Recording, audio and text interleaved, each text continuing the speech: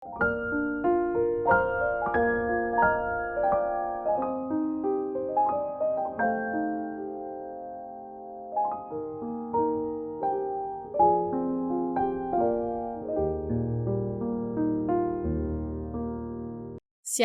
Bapak Ibu, Saudara-saudari yang terkasih di dalam Tuhan Yesus Kristus.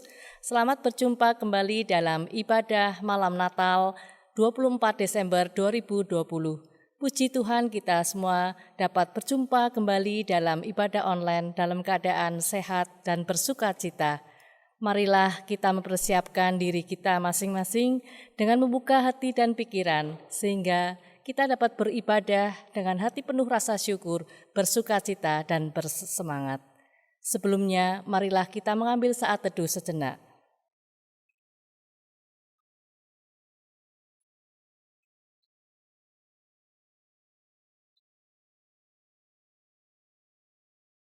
Amin. Narasi Malam Natal. Di masa Kaisar Agustus berkuasa, dikeluarkannyalah sebuah perintah bagi semua orang di bawah kekuasaan Romawi. Semua orang harus pulang ke kota kelahirannya masing-masing untuk mengikuti sensus penduduk.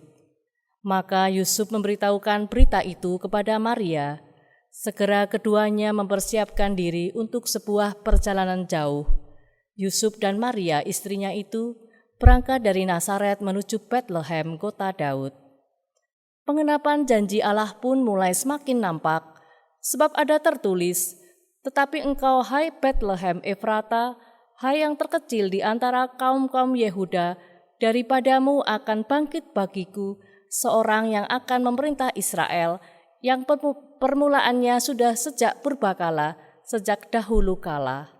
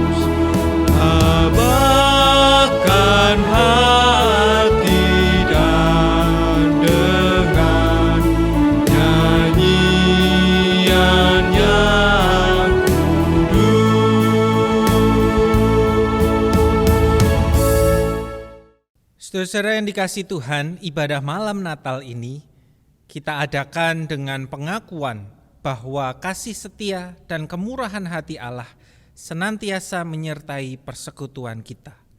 Amin.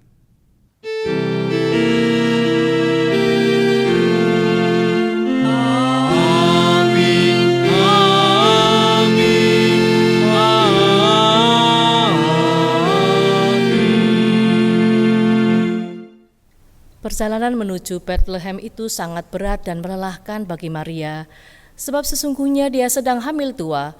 Namun berkat dukungan dan perhatian dari Yusuf, dengan kesabaran dan tekad bulat, maka Yusuf dan Maria pun akhirnya sampai dengan selamat di Bethlehem. Hari sudah larut malam, tetapi Yusuf dan Maria tak kunjung menemukan tempat menginap, sebab rumah-rumah penginapan itu sudah penuh terisi. Sampai akhirnya mereka mendapatkan sebuah tempat kandang ternak. Tetapi tak mengapa, sebab ruang yang sederhana ini menjadi saksi peristiwa ajaib nan indah. Ruang yang sederhana ini menjadi saksi nyata pemenuhan janji Allah kepada setiap manusia.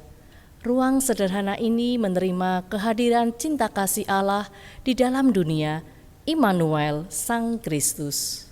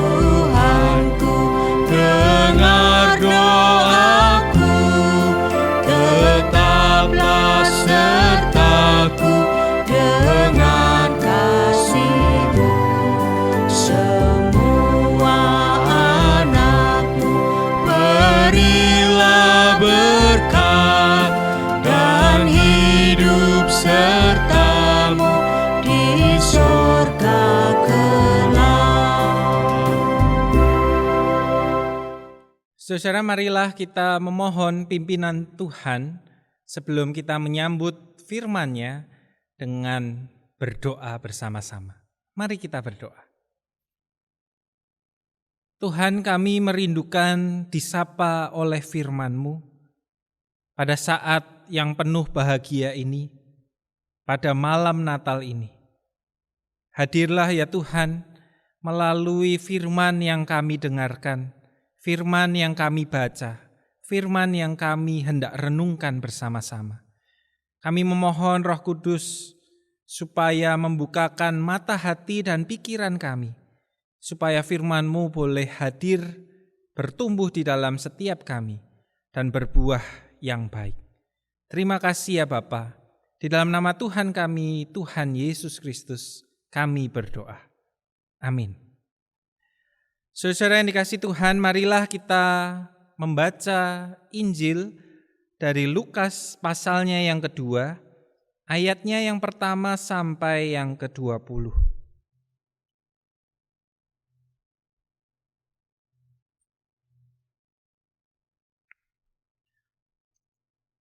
Lukas 2 ayatnya yang pertama sampai yang ke-20. Pada waktu itu Kaisar Agustus mengeluarkan suatu perintah menyuruh mendaftarkan semua orang di seluruh dunia.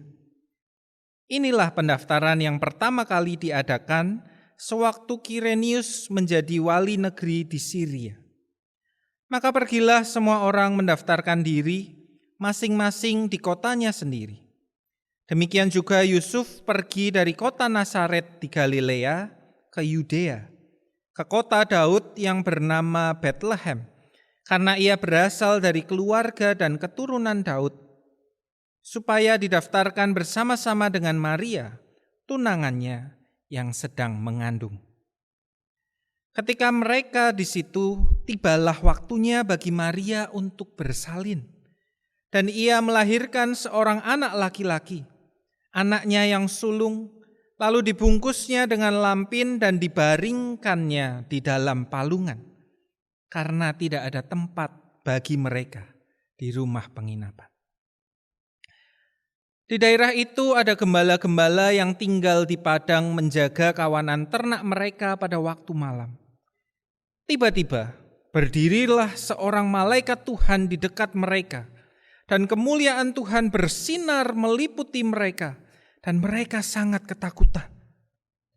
Lalu kata malaikat itu kepada mereka, "Jangan takut, sebab sesungguhnya aku memberitakan kepadamu kesukaan besar untuk seluruh bangsa.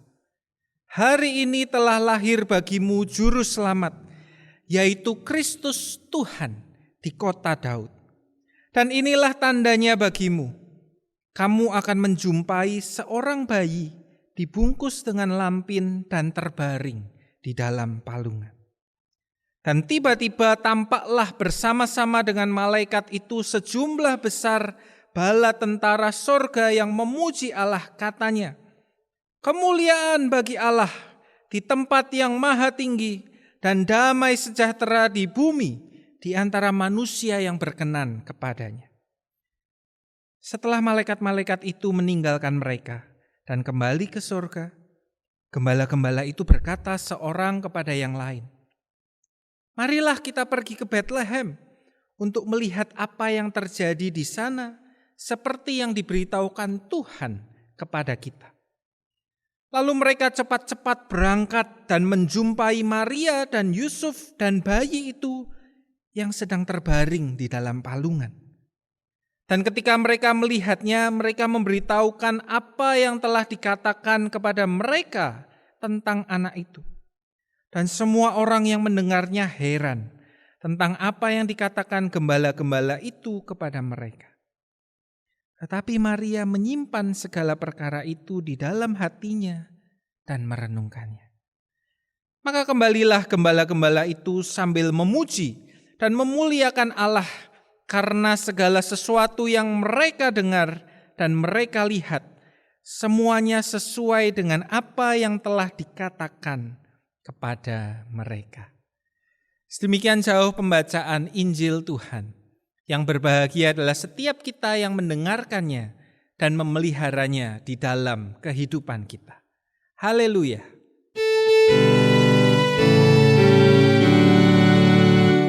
Haleluya. Haleluya. Haleluya.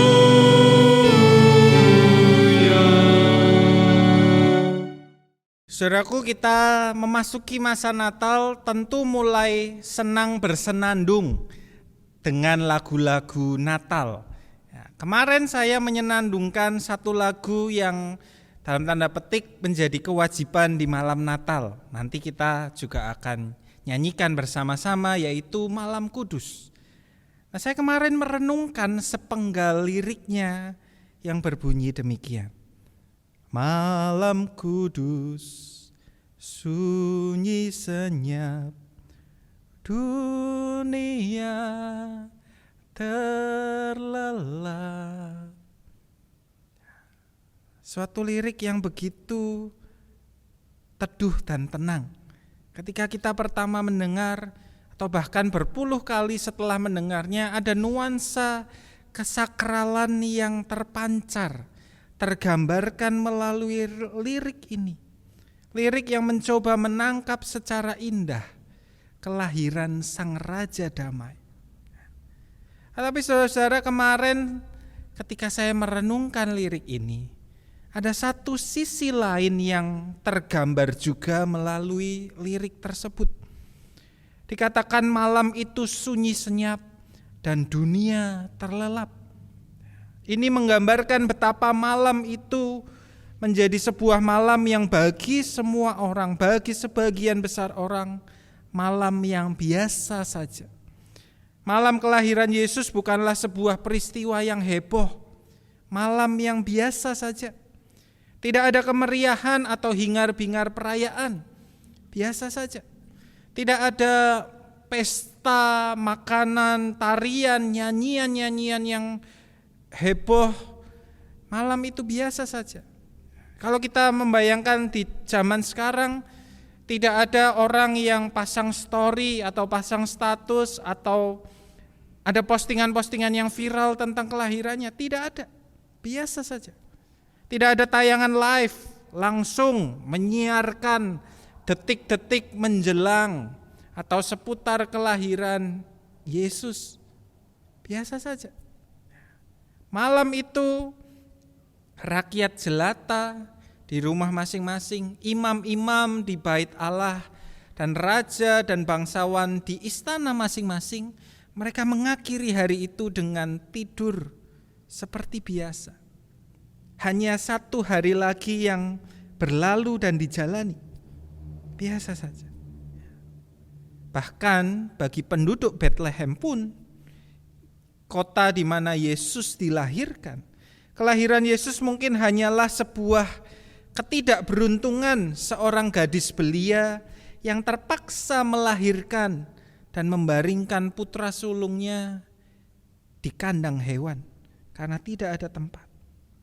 Tidak ada yang spesial bagi mereka. Kedatangan Yesus ke dalam dunia adalah sesuatu yang dengan mudah terlewatkan dan tidak disadari oleh sebagian besar orang. Malam itu 2000 tahun yang lalu adalah sebuah malam yang biasa-biasa saja. Tetapi saudara-saudaraku, sesungguhnya di dalam kebiasa-biasa sajaan malam itu hendak menunjukkan keluar biasaan Allah. Malam yang biasa-biasa itu menunjukkan betapa spesialnya Allah yang hadir itu.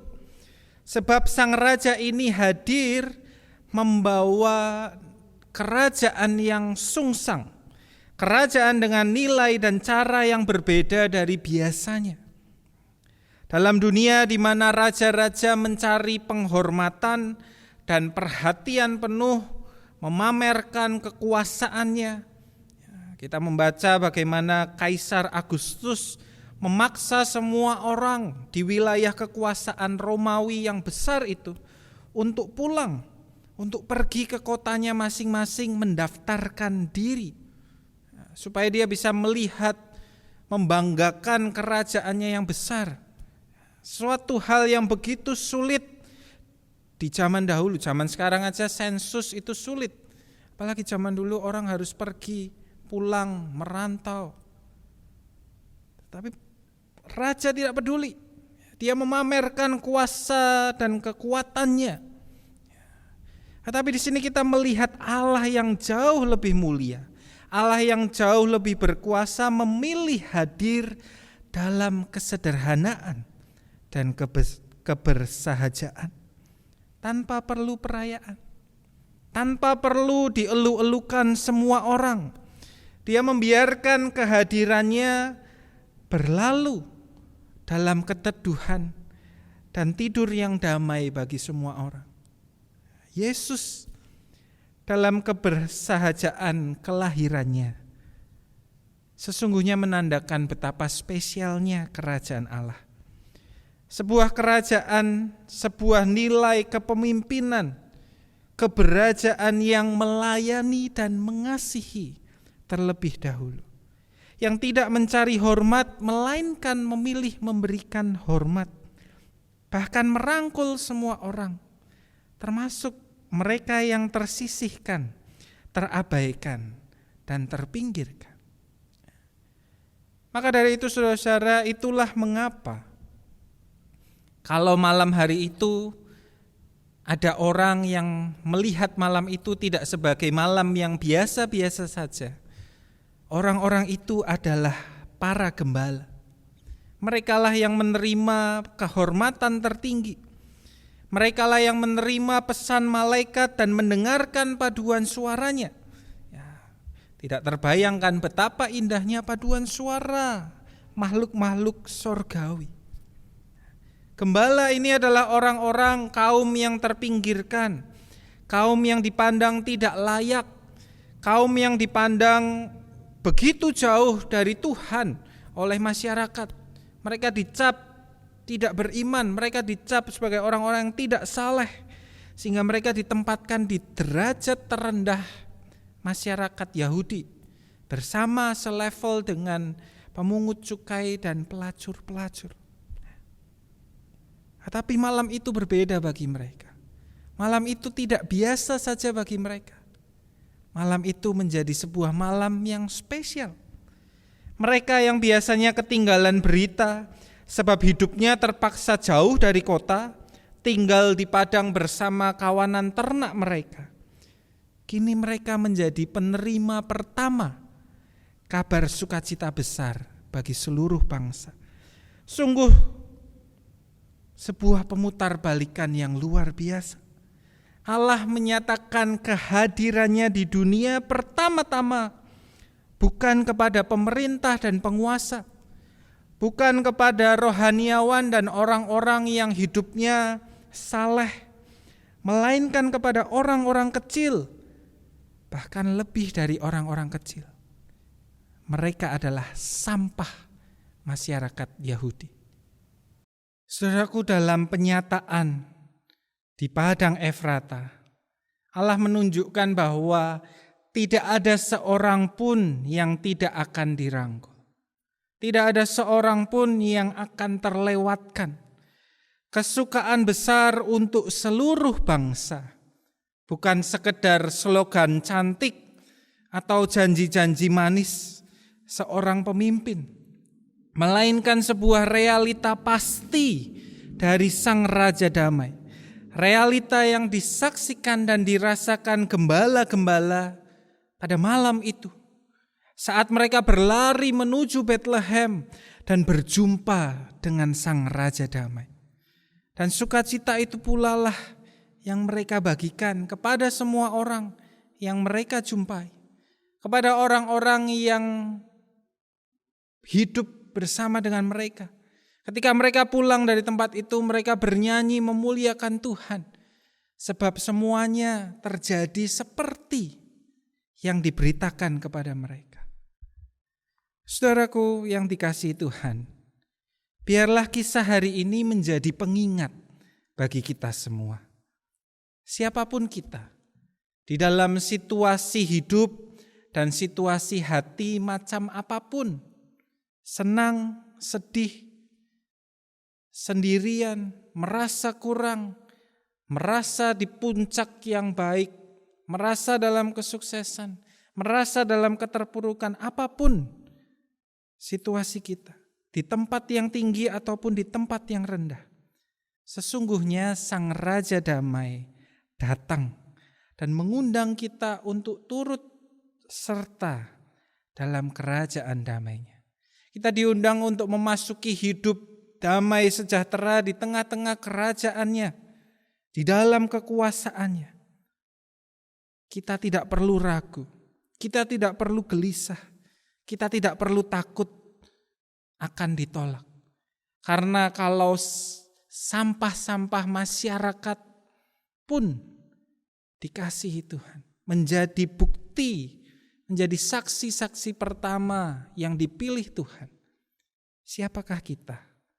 Masakan Tuhan tidak bisa hadir bagi setiap kita? Kehadiran Allah mau membawa damai bagi seluruh manusia di bumi. Sebab kerajaannya adalah kerajaan damai sejahtera. Damai yang terwujud sebab semua orang saling menerima dan saling mengasihi. Damai yang terwujud sebab tidak ada yang ditinggikan, sementara yang lain direndahkan. Damai yang akan terwujud sebab keadilan berkuasa dan kasih Allah menjadi penuntun kehidupan. Percayakah Anda kepada Dia? Percayakah Anda kepada kerajaan yang hendak dihadirkannya bagi seluruh umat manusia? Maukah Anda berlari dan bergegas menghampirinya seperti para gembala itu? Damai sejahtera Ia tawarkan bagi kita. Damai sejahtera kiranya juga kita bawa. Dan damai sejahtera juga kiranya kita bagikan kepada semua orang di sekeliling kita. Amin. Mari kita mengambil saat teduh sejenak.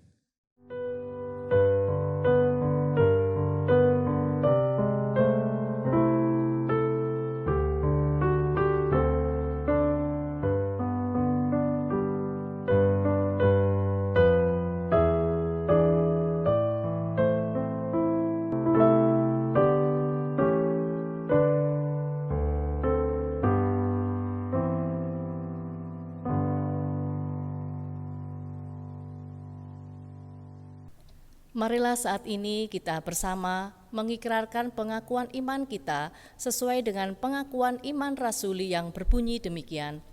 Aku percaya kepada Allah Bapa yang Maha Kuasa, Halik langit dan bumi, dan kepada Yesus Kristus, Anaknya yang tunggal Tuhan kita, yang dikandung dari Roh Kudus, lahir dari anak darah Maria, yang menderita sengsara di bawah pemerintahan Pontius Pilatus, disalibkan, mati, dan dikuburkan, turun ke dalam kerajaan maut, pada hari yang ketiga bangkit pula dari antara orang mati, naik ke surga, duduk di sebelah kanan Allah, Bapa yang Maha Kuasa, dan dari sana Ia akan datang untuk menghakimi orang yang hidup dan yang mati. Aku percaya kepada Roh Kudus, gereja yang kudus dan am, persekutuan orang kudus, pengampunan dosa, kebangkitan orang mati, dan hidup yang kekal. Amin. Raja damai, sang terang ilahi itu sudah datang. Ia datang untuk membawa damai sejahtera, sukacita dan cinta kasih-Nya bagi semua orang. Adakah ruang yang engkau sediakan baginya?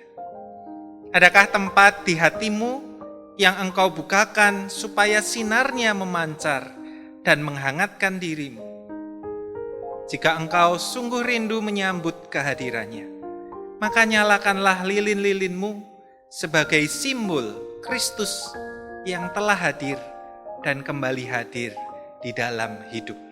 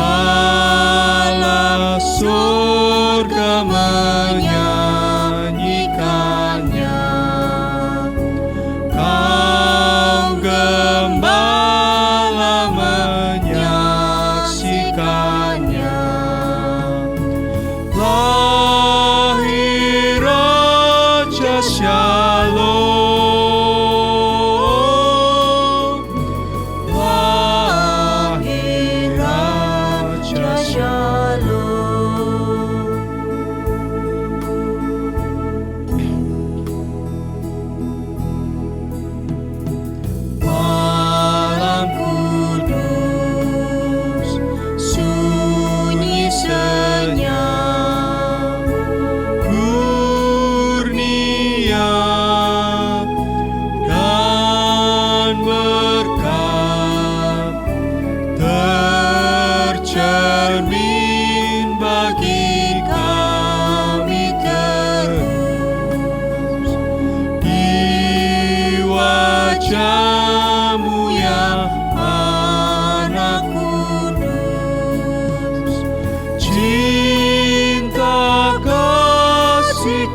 kekal, cinta kasih kekal. Saudara, marilah kita bersatu di dalam doa. Tuhan, kami mengucap syukur kalau Engkau Sang Raja Damai mau hadir di tengah-tengah dunia ini. Engkau mau hadir di tengah-tengah kehidupan setiap kami. Kami mau menyambut Tuhan, sama seperti lilin-lilin yang menyala. Kami rindu Tuhan menyala di dalam hati setiap kami, memancarkan terang-Mu, memancarkan kehangatan-Mu, supaya hidup kami menjadi baik seturut dengan kehendak Tuhan. Tolonglah kami ya Tuhan, supaya kami menjadi pelaku-pelaku damai sejahtera. Kehidupan setiap kami menghadirkan damai sejahtera Tuhan, supaya melalui hidup setiap kami, nama Tuhan dipermuliakan. Kami mau berdoa Tuhan, di tengah-tengah masa Natal ini, supaya Tuhan menjaga dan melindungi setiap umat-Mu yang mempersiapkan diri, yang mengarahkan hatinya kepada Tuhan melalui masa Natal, melalui momen Natal ini. Tuhan berkati, jagai dengan keamanan, jagai dengan situasi yang kondusif dan mendukung, supaya perayaan-perayaan Natal boleh berjalan dengan baik. Dan kami rindu Tuhan, bukan hanya perayaan ini menjadi hingar-bingar saja, tetapi menjadi kesempatan kami memperdalam iman kami dan menjadi semangat kami untuk melangkah di dalam kehendak Tuhan. Kami berdoa bagi saudara-saudari kami di luar sana yang pada malam hari ini, yang sampai saat ini masih membutuhkan damai sejahtera Tuhan. Mereka yang tertindas, mereka yang menghadapi hidup di tengah-tengah ketidakadilan. Kami berdoa supaya setiap kami menjadi agen-agen damai sejahtera. Kehadiran kami, sikap kami, perbuatan kami menciptakan damai sejahtera bagi kehidupan sesama kami. Tolonglah kami ya Tuhan. Inilah doa-doa kami ya Tuhan. Kami mau serahkan di dalam satu nama Tuhan kami, Yesus Kristus. Amin. Jemaat Tuhan, marilah kita memberikan persembahan. Seperti gembala-gembala yang menghampiri kandang itu untuk mensyukuri dan bersukacita atas kedatangan Sang Raja Damai, kita pun hendak menaikkan syukur kita melalui pengumpulan persembahan. Nats persembahan diambil dari Mazmur 107 ayat 21 sampai dengan 22 yang berbunyi demikian. Biarlah mereka bersyukur kepada Tuhan karena kasih setianya, karena perbuatan-perbuatannya yang ajaib terhadap anak-anak manusia. Biarlah mereka mempersembahkan korban syukur dan menceritakan pekerjaan-pekerjaannya dengan sorak-sorai. Pengumpulan persembahan di rumah memakai kantong atau amplop masing-masing atau dapat ditransfer ke rekening GKI Banjarnegara. Marilah kita berdoa.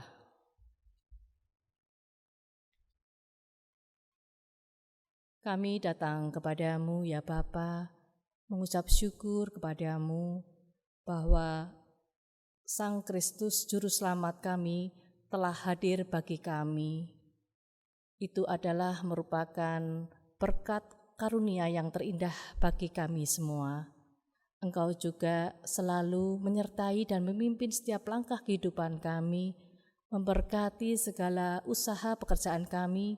Engkau memberikan berkat-berkat yang senantiasa baru, yang selalu mengalir, yang tiada henti. Sebagai rasa ungkapan syukur kami ya Bapa, izinkan kami untuk memberikan persembahan di hadapan-Mu. Kiranya Engkau yang akan mensucikan dan melayakkannya. Terima kasih ya Bapa. Jadikan kami sebagai saluran berkat-Mu. Jadikan kami sebagai pelaku-pelaku firman-Mu yang hidup, memberikan kebaikan-kebaikan. Jadikan kami sebagai pelita bagi orang-orang yang membutuhkannya. Terima kasih ya Bapa, kami naikkan doa syukur ini hanya di dalam nama Tuhan Yesus Kristus yang sudah memberkati kehidupan kami. Amin.